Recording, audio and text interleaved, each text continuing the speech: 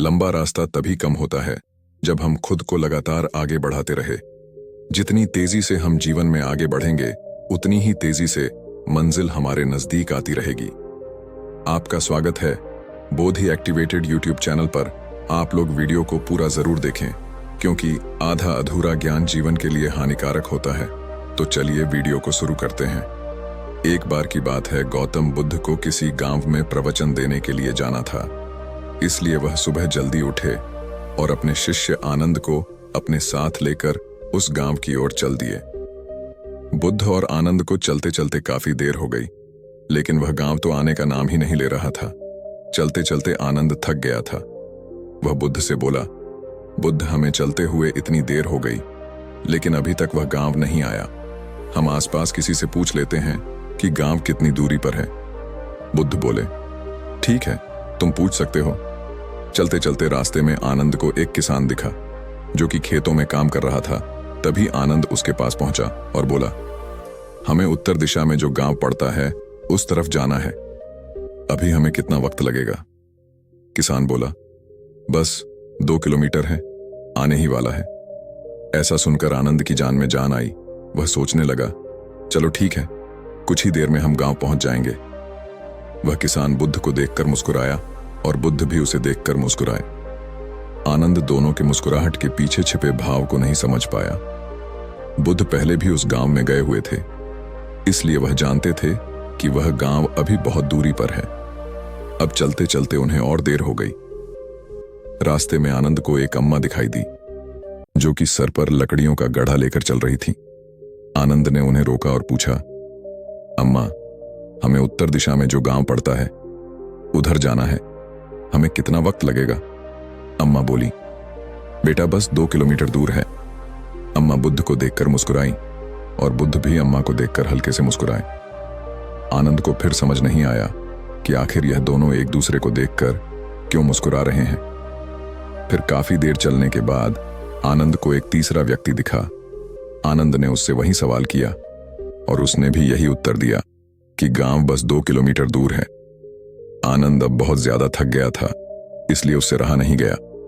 उसने गुस्से में अपना झोला फेंका और बुद्ध के सामने हाथ जोड़कर बोला, बुद्ध, मुझे माफ करो, लेकिन अब मेरे भीतर तनिक भी चलने की हिम्मत नहीं है। जिससे भी पूछो वह यही कह रहा है कि बस 2 किलोमीटर दूर है, लेकिन हमें चलते चलते इतनी देर हो गई। हम सुबह निकले थे, अब शाम हो रही है, लेकिन फिर भी गांव है जो वो आने का नाम ही नहीं ले रहा। बुद्ध बोले, धैर्य रखो आनंद, कोई बात नहीं, मैं तुम्हारी परेशानी समझता हूं। तुम्हारी तरह मैं भी बहुत थक गया हूं। बगल में एक पेड़ है, रात भर हम उधर विश्राम करते हैं और सुबह गांव की ओर निकल जाते हैं। ऐसा सुनकर आनंद को थोड़ा चैन मिला। वह और बुद्ध दोनों पेड़ के नीचे आराम से बैठ गए। आनंद बोला, बुद्ध, एक बात समझ नहीं आई। जिससे भी मैंने रास्ता पूछा सभी 2 किलोमीटर कह रहे थे। यदि सच में रास्ता 2 किलोमीटर की दूरी पर होता तो हम कब का पहुंच जाते? बुद्ध बोले, आनंद, मैं इस गांव में पहले भी जा चुका हूं। यह गांव 2 किलोमीटर नहीं 20 किलोमीटर दूरी पर है, जिसमें 6 किलोमीटर हम पार कर चुके हैं। आनंद बोला, युद्ध, यह गांव इतना दूर है तो आपने मुझे पहले ही क्यों नहीं बताया? बुद्ध बोले, क्योंकि मैं नहीं चाहता था कि लंबे रास्ते का सोचकर तुम पहले से ही रुक जाओ। आनंद बोला, बुद्ध, मैं यह जानना चाहता हूं, वह तीनों लोग जिससे मैंने रास्ता पूछा था, आप उनको देखकर क्यों मुस्कुराए और वह भी आपको देखकर क्यों मुस्कुराए?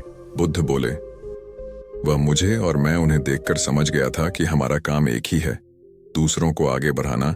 जैसे मैंने तुम्हें नहीं बताया कि गांव 20 किलोमीटर दूर है, वैसे ही वे तुम्हें नहीं बताना चाहते थे कि गांव अभी बहुत दूर है। लेकिन उन तीनों ने मिलकर हमसे 6 किलोमीटर का रास्ता तो तय करवा ही दिया। बुद्ध आगे बोले, जब मनुष्य को पता होता है कि मंजिल पास में ही है, तब उसकी गति बढ़ जाती है। लेकिन जब मनुष्य को यह पता होता है कि रास्ता बहुत लंबा है, तो उसकी गति धीमी हो जाती है। जीवन के किसी भी मार्ग पर किसी भी व्यक्ति की गति धीमी ना हो, इसलिए उसे हमेशा प्रोत्साहित करते रहना चाहिए कि बस मंजिल आने ही वाली है। बुद्ध की यह बात सुनकर शिष्य ने उन्हें दंडवत प्रणाम किया। आनंद बोला, बुद्ध, यह मेरा सौभाग्य है कि आप मेरे गुरु हैं। आपके साथ मुझे हमेशा ही कुछ सीखने को मिलता है। इस रास्ते की यात्रा में भी आपने मुझे बहुत कुछ सिखा दिया है। मैं समझ चुका हूं, यदि मनुष्य को मंजिल से प्यार हो तो उसे अपने आप को बार बार यही समझना होगा कि बस थोड़ी दूर और, इस प्रकार एक दिन वह अपनी मंजिल पर पहुंच जाएगा। बुद्ध और आनंद ने पेड़ के नीचे रात भर विश्राम किया और सुबह गांव की तरफ निकल गए। इस कहानी से हमें यह शिक्षा मिलती है कि मनुष्य को हमेशा खुद को आगे बढ़ाते रहना चाहिए। उसे इस बात का यकीन होना चाहिए कि मंजिल है और बहुत पास है।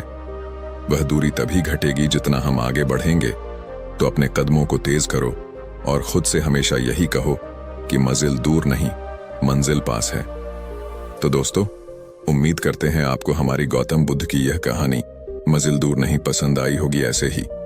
और वीडियो को दिखने के लिए हमारे चैनल को सब्सक्राइब करें और अपने दोस्तों के पास शेयर करें और कमेंट में नमो बुद्धा जरूर लिखें।